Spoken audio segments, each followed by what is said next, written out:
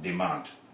It's just not possible because the money is not on the table. Here and there We have to have that point. Okay, now moving forward, I think just yesterday the APC in Ondo State alleged that Governor Mimigo is planning an anti-Buhari protest because it is perceived that the governor is a beneficiary of the much talked about Dasuki Arms deal. How true is this allegation? Well, from my position, it's a complete fallacy, a figment of the imagination of those who created this preposterous suggestion that Mr. Governor Olusegun Mimiko, would need to descend so low as to incite anybody to protest. Our governor in Ondo State happens to be wearing two caps when it comes to politics of Nigeria. It's well-known fact that he's the governor of the PDP Governors Forum, which gives him an ideal opportunity to address Mr. President on issues of national interest and national security.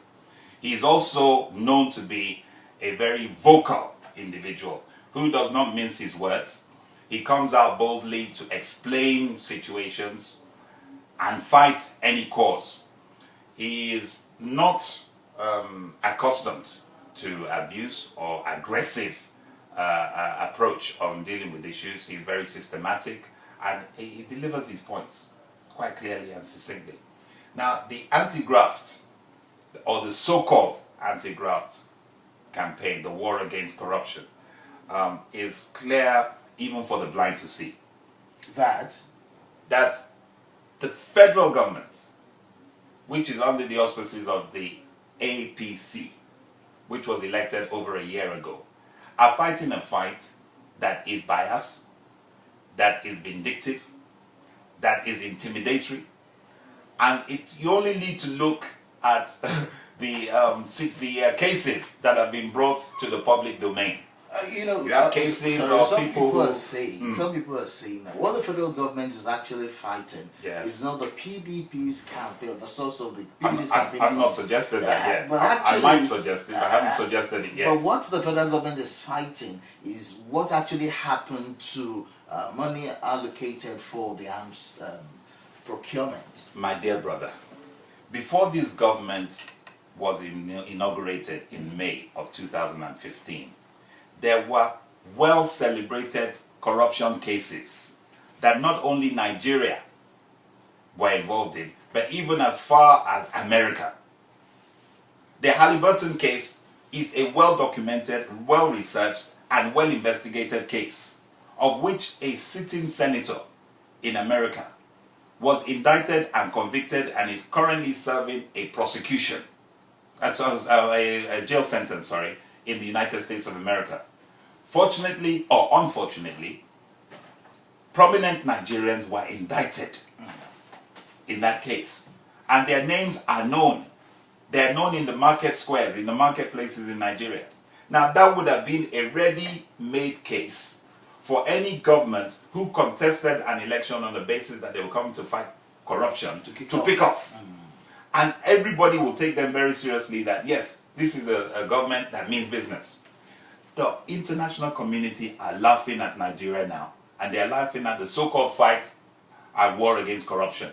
Because what they see is that the only people you pick on, as reported, is the opposition. The only case that you've investigated for the last 12 months is Dasuki Gate, and the spill-offs of your investigations from one particular case. So, what do you make of it? Is it really fighting corruption? The law says that everybody is equal before the law. It's either everybody complies with the law or everybody doesn't comply with the law, if you want to treat people equally. But what we find is that you pick up Olisa Metu because he's the spokesperson of the party. And if you can't get him, you make sure you rope him. Then you go after Femi Fani-Kayode because he's another vocal instrument of the opposition. And then you go as far as descending or condescending, as low as breaking the Constitution of Nigeria, going against the immunity clause and freezing the account of a sitting governor, yet again because he's very vocal.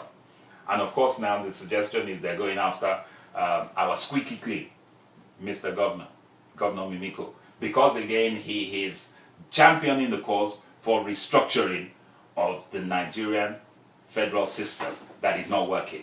You can't silence the opposition.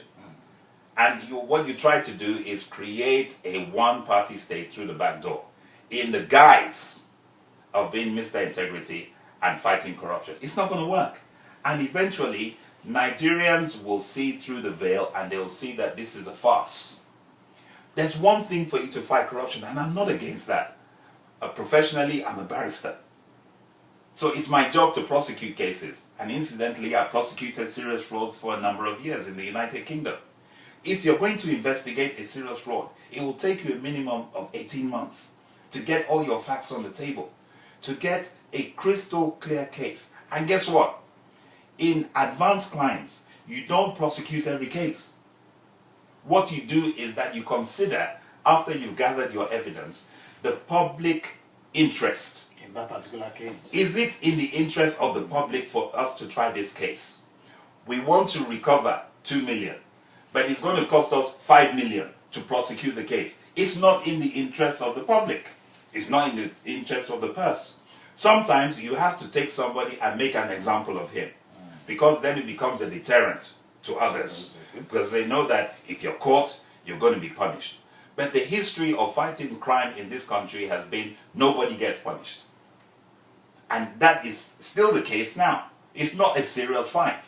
So when we're talking about prosecuting serious frauds, prosecuting corruption and investigating corruption, yes, I'm all in favor of that. Because everybody should, but it should be done with neutrality. It should be done across the board. There are celebrated cases of people who are today rewarded as ministers in this government, who have a peripheral of petitions against them. And the AFCC has turned a blind eye to those cases. And we say we're fighting corruption. So the anti-graft is mimicked. It's a joke. Okay, well, because of our time, there's still something I want us to talk about, and that's one thing your party, the PDP, is talking about seriously now, which is the restructuring of Nigeria. This, of course, is one of the recommendations of the National Conference, which was held in 2014. But surprisingly, the Secretary to the Government of the Federation said a few days back that that arrangement, the National Conference, is just food for the boys. What's your reaction to that? Well, it's typical of this government to shoot from the hip.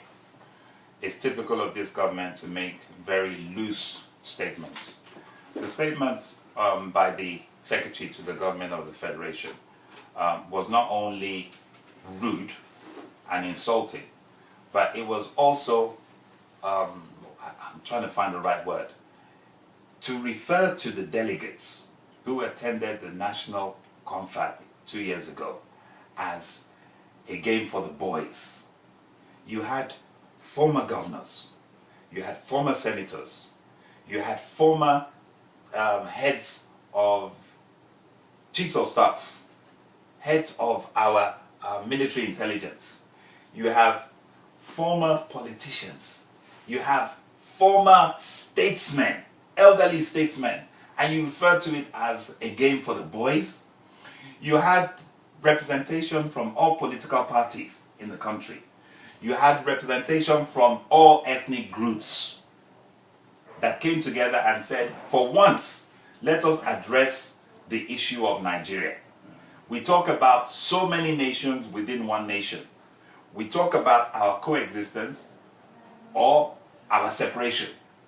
So many nations were gunning for secession. They would just want to split. They say that this union that we have, that was created in 1914 by the British, is just a fallacy. We're not really united. So let's address the question of whether we need to coexist and live together. And if we're going to live together, on what terms? Okay. We're talking about the national cake being unjustly divided, not just between federal, state, and local governments, but also some people are working and so other people are chopping, if I can use the phraseology. Monkey they walk, baboon they chop. And that is not a fair system. And they're saying that those who own the resources should have a larger and a greater say in what belongs to them. And those were many of the issues that were brought to the fore at the National Confab by eminent Nigerians. For anybody to reduce that to a game for the boys is ridiculous and is condescending. And whether Mr. President likes it or not, if he doesn't bring it out of the archive now, sooner or later he's going to have to do so, because the forces in Nigeria that are working to pull Nigeria apart will ensure that this issue of restructuring is addressed. And for our part, in Ondo State, the sooner we can have restructuring, the sooner we can have a larger proportion of the state's resources, the federal resources, the nation's resources allocated to us, the better we'll be able to solve the crisis that we are facing, especially with the workers in the state. And I appeal to them again, come to the negotiation table tomorrow. Let's look objectively at how we can solve the problem and how we can call off this strike and progress together as a state. Well, that concludes our outing for this week. Hopefully by the time we come back next week, we will have an hour exposure for us to take a look at some pressing issues of national interest. And this past 28 minutes or thereabouts, I've been playing host to a special assistant to the Ondo State Governor on Media, Mr. Gboyega. Good to have you on the show. Been a pleasure. Been a pleasure. All right, my name is Adeolu Gboyega. We're stepping aside now for Fatai Dan Wahab on that special Ramadan program. Please stay tuned. Yeah. Station. What's up, bro? I quit it. Same condom. Get that juice. Station I did that. 4.5. Okay.